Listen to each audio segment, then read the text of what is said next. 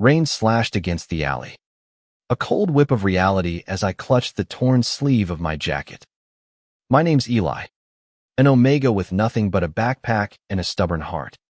And I was running from a past that wouldn't let go. Then I saw him, Dr. Nathan Cole, the alpha whose icy reputation preceded him, standing under a flickering streetlight, saving a stranger's life with hands that never trembled. The city of Seattle pulsed around us, a gritty symphony of sirens and neon. I was 27, a runaway with dreams bigger than my means, my hazel eyes scanning every shadow for threats. Nathan, 32, was a legend in the era, 6'2" alpha with emerald eyes that cut through bullshit and a jawline that could carve stone. He was untouchable, they said, a man who hadn't smiled since some unspoken tragedy years ago. Yet here he was, kneeling in the muck, his navy coat soaked, barking orders to paramedics as they loaded a bleeding man onto a stretcher. I shouldn't have stayed. I should have kept running. But something about Nathan, his focus, his quiet fury rooted me to the spot. You, he snapped, not looking up. Hold this bandage. My hands shook as I obeyed, our fingers brushing for a split second. Electricity, his scent, cedar and antiseptic, hit me like a drug. Omegas like me were wired to notice alphas. But this was different. This was dangerous. He stood, towering over me, his gaze locking onto mine. You're not from here, he said. Not a question. I swallowed, my voice barely a whisper, just passing through. His eyes narrowed, like he could see the bruises under my collar, the ones I hid from the world. You're hurt, he said flatly, already reaching for his kit. I stepped back, heart pounding. I'm fine. But I wasn't. Not even close. The ER was chaos when we arrived, a blur of shouting nurses and beeping machines. Nathan didn't ask why I followed him. Maybe he knew I had nowhere else to go. He stitched up my arm cut from a bar fight I didn't start in. His touch was clinical, precise, but his eyes lingered. You need to eat, he said, tossing me a protein bar from his desk. I caught it, my stomach growling, and mumbled a thanks. He didn't reply, just turned back to his charts. But I saw eat a flicker in his expression, like a crack in a glacier. I learned fast that Nathan was a fortress. Colleagues respected him, feared him even, but none got close. He was the best trauma surgeon in the state, they said, but he carried ghosts. Whispers followed him, a lost patient, a broken bond, something that turned his heart to ice. I shouldn't have cared. I was just a drifter, a nobody omega with a rap sheet and a dead-end future. But every time he glanced my way, I felt seen, not pitted, not judged, seen. Days turned into weeks. I got a job cleaning at the hospital, thanks to a nurse who took pity on me. Nathan didn't acknowledge me in the halls, but I caught him watching, always from a distance. One night, after a brutal shift, I found him in the break room, staring at a cold cup of coffee. Rough day? I asked, bold for once. He didn't answer, just slid the coffee toward me. It's decaf, he muttered. I laughed, and for the first time, his lips twitched almost a smile. My heart stopped. I'd done that. Me. We were opposites. Him and I. He was order, control, a man who lived by rules. I was chaos, a runaway who broke them. But in that moment, I knew I'd do anything to see that almost smile again, even if it meant tearing down his walls and facing my own demons. The hospital became my refuge, a strange sanctuary of bleach and beeping monitors. I scrubbed floors, emptied trash, and kept my head down. But my eyes always found Nathan. He was a storm in scrubs, moving through the ER with a precision that bordered on holy. Yet every night, I saw him linger in the quiet corners, his shoulders heavy with something unspoken. One evening, a kid came in 16, overdosed, barely breathing. Nathan worked like a machine, his hands steady as he intubated, his voice calm as he called for meds.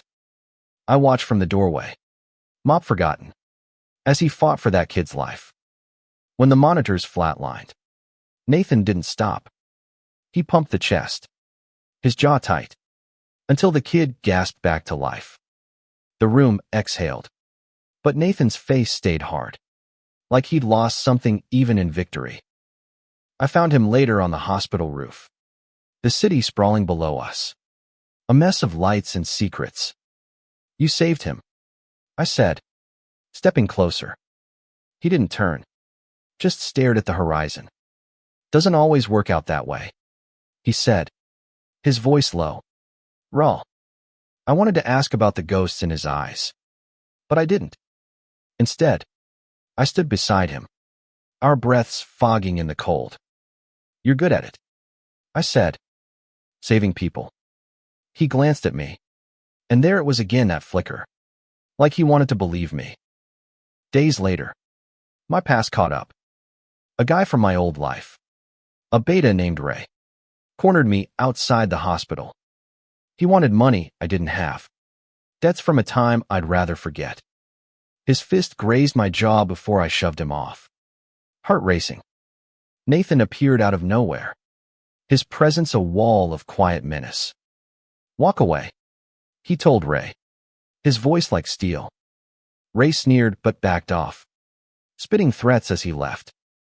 Nathan turned to me, his eyes scanning my face. "You okay?"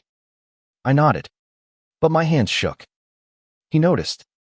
He always noticed. He took me to a diner across the street, the kind with sticky tables and burned coffee. We sat in silence at first, the hum of the jukebox filling the space. "Who was he?" Nathan asked finally, his tone even but his eyes sharp. I hesitated, then spilled me life on the streets. The fights, the debts. I waited for judgment, but he just listened, his fingers drumming lightly on the table. "You're not that person anymore," he said when I finished. It wasn't a question. It was a lifeline. We started talking more after that. Not much. Just fragments me love for old jazz records. His habit of reading medical journals at 3 a.m. He never shared much about himself, but I pieced together bits. A childhood in foster care, a brother he lost too young. Every word he gave me felt like a gift, rare and heavy. One night, he drove me home after a late shift, his car smelling of leather in him. "You don't have to keep saving me," I said, half joking. He looked at me, his eyes softer than I'd ever seen. "Maybe I want to," he said. That was the night I knew I was falling hard for an alpha who didn't believe in love, who carried too much pain to let anyone in. But I was an omega who'd survived worse, and I wasn't giving up. Not on him, not on us. Falling for Nathan was like chasing a storm, thrilling, reckless, and bound to hurt. The hospital was our battleground, where we danced around each other in stolen glances and careful words. But every touch, every brush of his hand as he passed me a chart, set my skin on fire. I was an omega, wired to crave an alpha's attention. But this was more. This was Nathan. One night, a pileup on I-5 flooded the ER with casualties. Nathan was everywhere, barking orders, stitching wounds, his face a mask of control. I helped where I could, fetching supplies, holding pressure on a gash. When a nurse collapsed from exhaustion, I stepped in, handing Nathan tools without him asking. He nodded once, a silent thank you, and I felt like I'd won something precious. After, when the chaos settled, he found me in the supply closet, my hands still trembling. "You did good," he said, his voice low. I looked up, and for a moment, his guard was down, his eyes warm, almost tender. Then he turned away, The wall back up. Outside work. We started meeting at that diner. Our unspoken ritual. He'd order black coffee. I'd get pie. We talked about everything but us music. The city. The stars he swore he could name. One night, emboldened by too little sleep, I asked, "Why do you keep me around?" He froze, his cup halfway to his mouth. "You're different," he said finally, like it cost him to admit it. My heart raced, but I didn't push. Not yet. Then Ray came back. This time, he wasn't alone. Two goons cornered me in the hospital parking lot, demanding cash I didn't have. I fought back, landing a punch before a fist cracked my ribs. Pain exploded. But then Nathan was there, a blur of fury. He took down one guy with a single hit, his alpha strength terrifying and breathtaking. The others fled, and he knelt beside me, his hands gentle as he checked my injuries. "You're an idiot," he growled, but his eyes were wide with fear. For me. He took me to his apartment, a stark, orderly place that screamed Nathan. He cleaned my cuts, his touch careful but firm. "You can't keep doing this," he said, his voice tight. "Running from your past." I laughed, wincing at the pain. Says the guy who won't talk about his. He went still, and I thought I'd pushed too far. But then he sat beside me, close enough that I felt his warmth. "I lost someone," he said quietly. "My brother. My fault." The words hung heavy, and I reached for his hand. He didn't pull away. That night, we didn't kiss, didn't cross that line, but we talked until dawn. About his brother, my mistakes, the weight we both carried. When I fell asleep on his couch, he draped a blanket over me. I woke to find him watching, his face softer than I'd ever seen. "Stay?" he said, and I knew he meant more than just the night. Nathan's apartment became my safe haven, a place where the world's sharp edges dulled. We didn't name what was growing between us, but it was there in the way he left coffee for me in the morning, in the way I caught him humming my favorite jazz tune. I was still just Eli, the Omega with a messy past. But with Nathan, I felt like more. Like I could be enough. The hospital kept us busy, a relentless tide of emergencies. Nathan was a force, saving lives with a focus that awed me. But I saw the cracks now, the way his hands shook after a bad case, the way he'd stare at nothing when he thought no one noticed. I wanted to fix it, to be his anchor like he was mine. One night, after a grueling shift, I found him in the chapel. Of all places. He wasn't praying, just sitting, his head bowed. I slid into the pew beside him. "You okay?" I asked. He didn't answer, but his hand found mine, squeezing tight. That was enough. Our first kiss happened in the rain, outside the diner, after weeks of dancing around it. I'd made a dumb joke about his terrible taste in coffee, and he'd laugh, a real laugh, deep and warm. Then he was kissing me, his lips firm and desperate, like he'd been holding back for years. I melted into him, the world fading to just us, rain soaking our clothes. "Your trouble," he murmured against my mouth, but his eyes said he didn't mind. Trouble found us. Though, Ray wasn't done.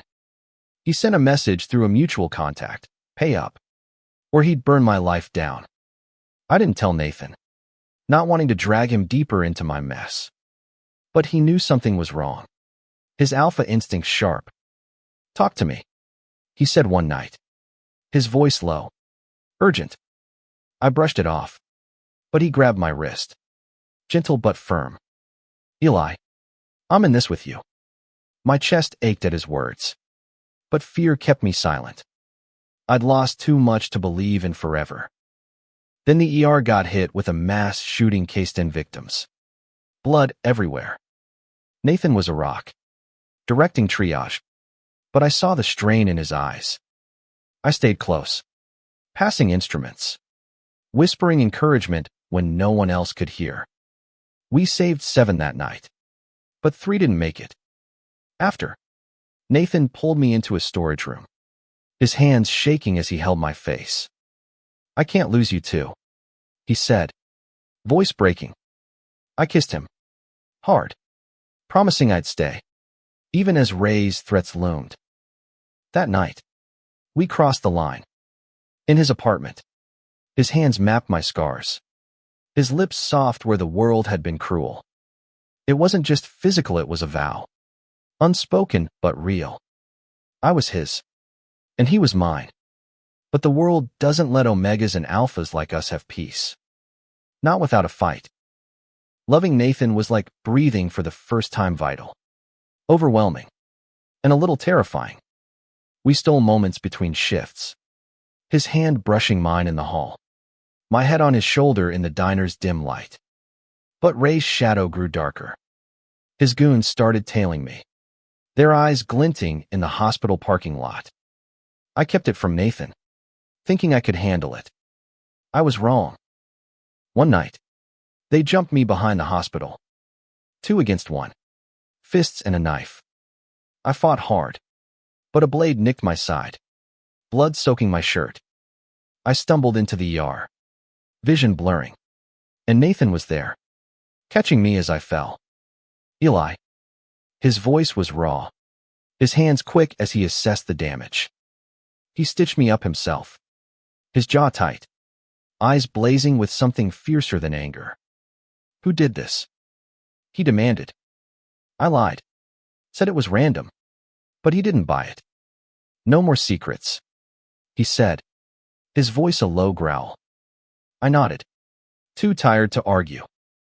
He took me home, his hands gentle as he changed my bandages. "You're staying here," he said, not a request. I didn't fight it.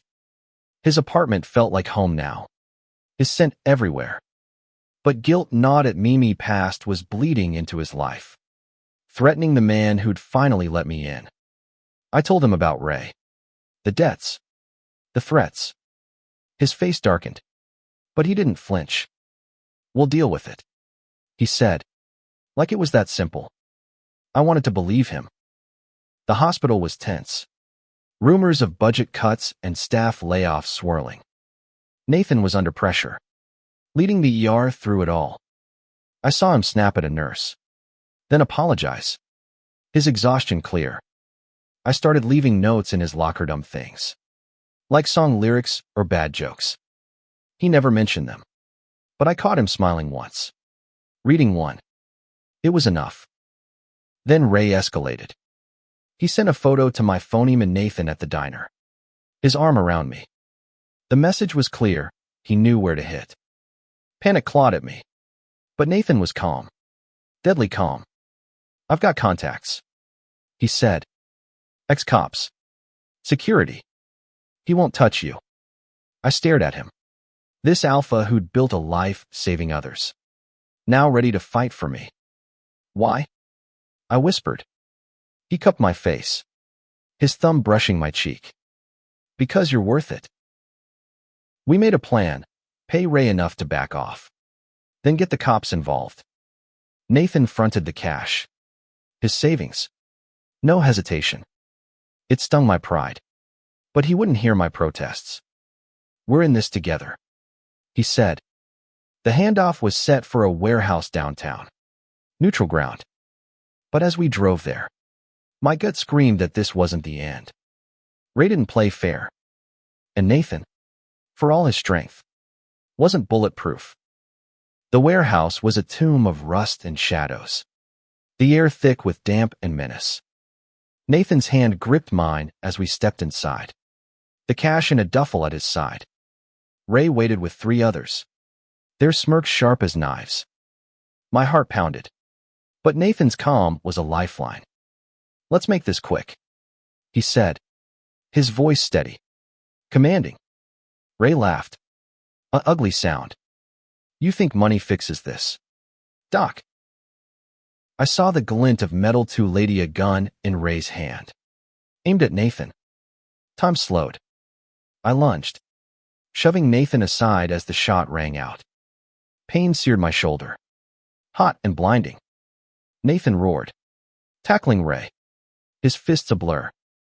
The others hesitated, then ran as sirens wailed in the distance. Nathan's ex-cop friend. Right on time. I sank to the ground, blood pooling. Nathan's face above me. Frantic. Stay with me, Eli. He begged, his hands pressing my wound. I tried to smile, to tell him I'd be okay. But darkness pulled me under. I woke in the hospital. Nathan at my bedside. His eyes red-rimmed, but fierce.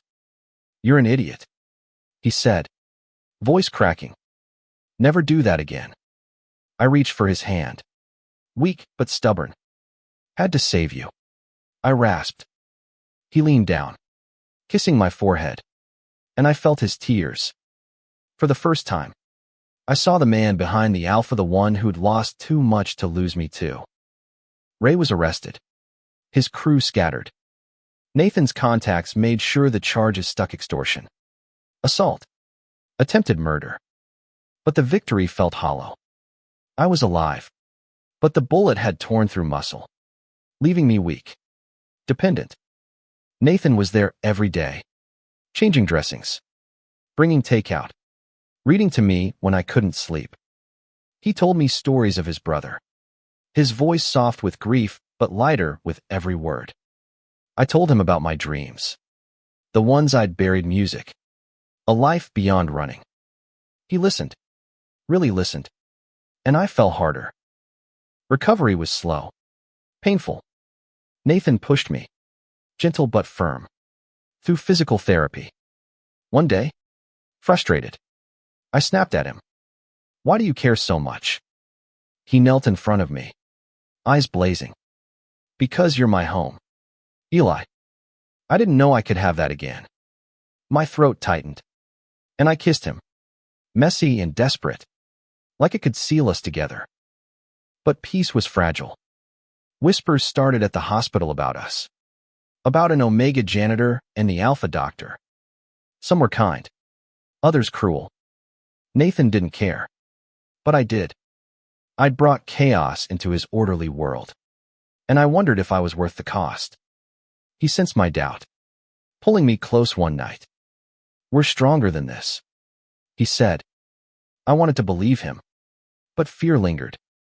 The world wasn't kind to people like us. The hospital rumor mill churned, and I felt its weight. Nurses whispered. Patients stared. I was the Omega who'd snagged Dr. Cole, the untouchable Alpha, and some couldn't handle it. Nathan ignored it, his focus on me unwavering. But I saw the strain: longer shifts, tense shoulders. He was fighting battles I couldn't see, and it killed me to think I'd added to them. One night, a coworker cornered me in the break room.